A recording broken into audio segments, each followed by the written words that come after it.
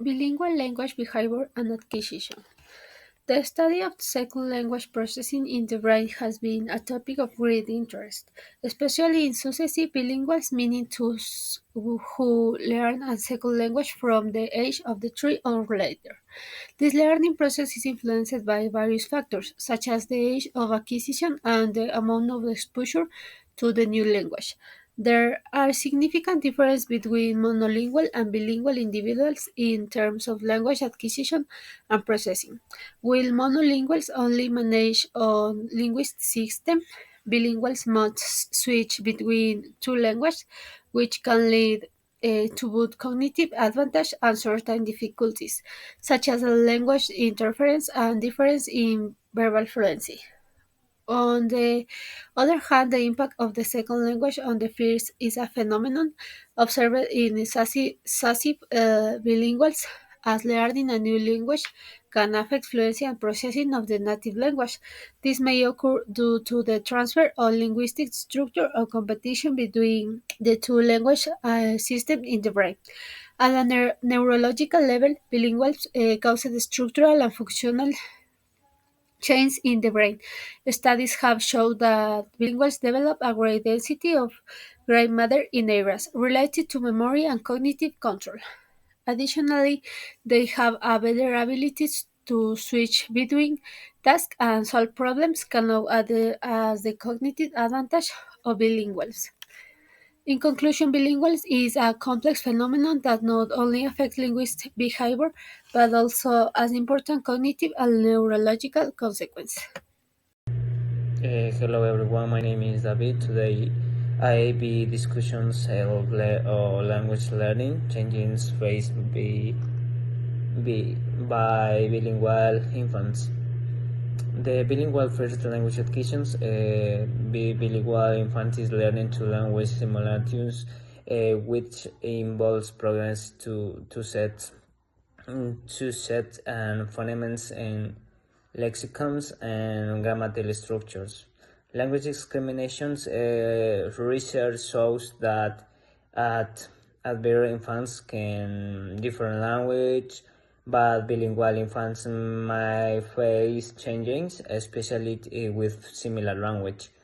Study insight a study indication that bilingual infants may don't orient as quickly to familiar and language compared to the monolingual, the succeeded and different processing approach.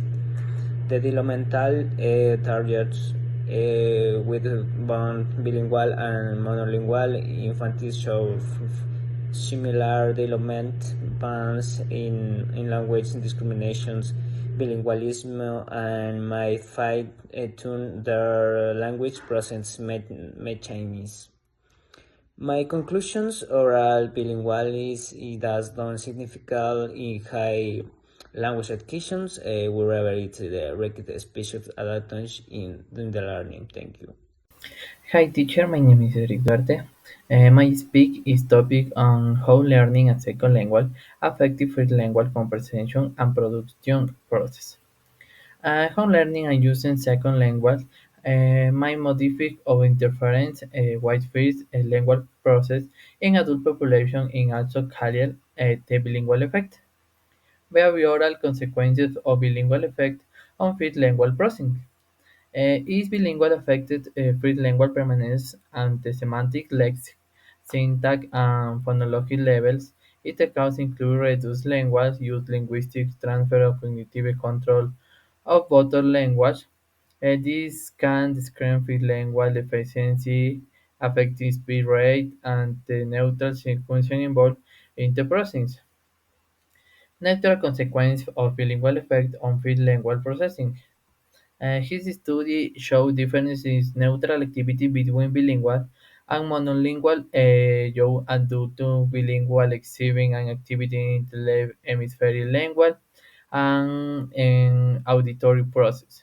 They also have increments gray matter in the region likes and the verbal fluency and phonology process. Defending bilingual significant variation and the neutral effects on lingual process. Research indicates that bilingual from an auditory process and incrementing activity, they show a strong subgroup representation of lingual sound and, they find in significant and neutral process and bilingual and the present. Thank you. Hi, my name is Tania. I will tell about bilingualism and its impact on cognition. Cognitive advantage of bilingualism. Being bilingual is not just about speaking two languages.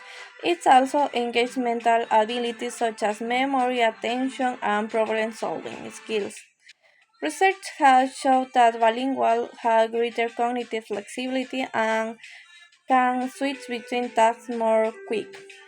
Additionally, the bilingual brain develops a more efficient structure due to the constant use of two languages. Types of bilingualism. Coordinate bilingual learn two languages in different contexts, such as a child who speaks Quechua at home and learns Spanish at school.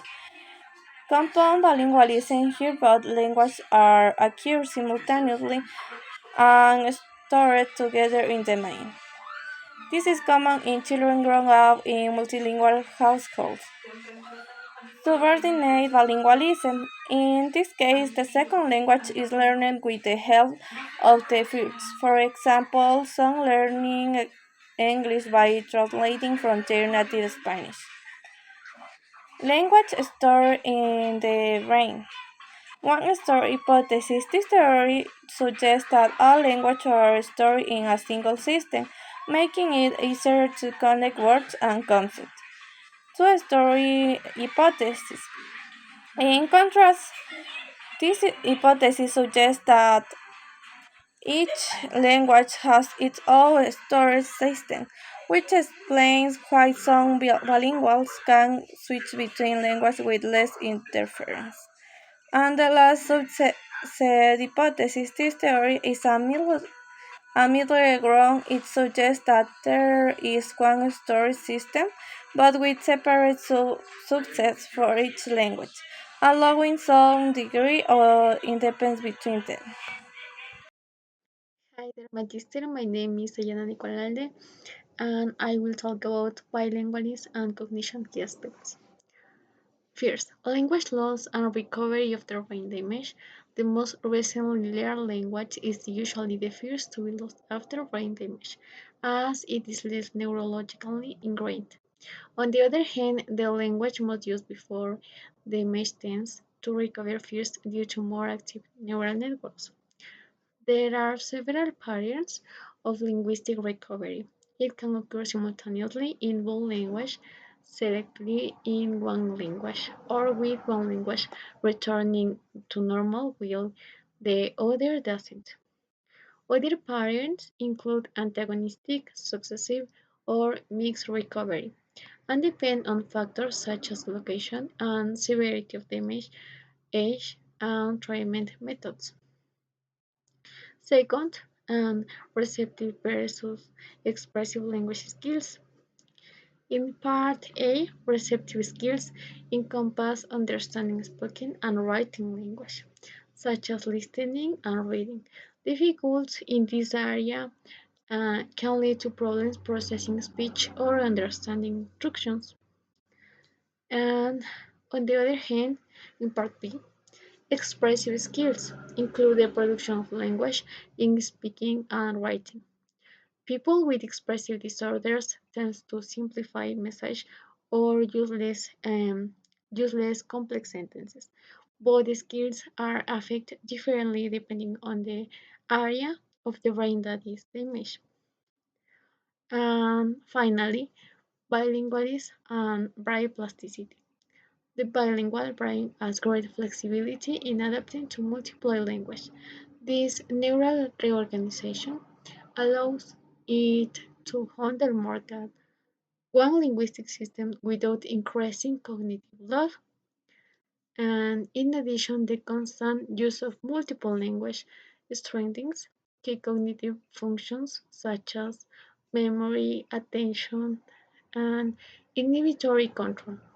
helping to protect against associate cognitive decline. Thank you.